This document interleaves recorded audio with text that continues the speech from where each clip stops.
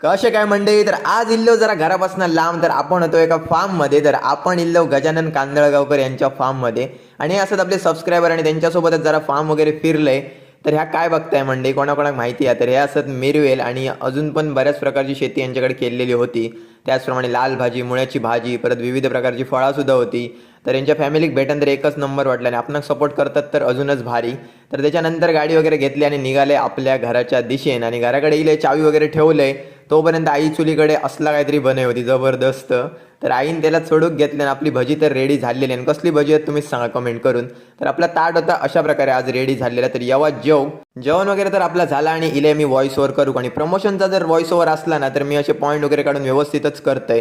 तर एकदाचा डन झाला आणि वरच्या घराकडे इले 4:30 आपण करेक्ट ना भाडा होता. रिक्षाची चावी घेतली आणि निघाले. आणि जाता आता आज असला जबरदस्त ऑफ रोडिंगचा अनुभव घेतले ना विचारूच नका. इल्यानंतर मला कळलं की ज्यांचा भाडा होता ना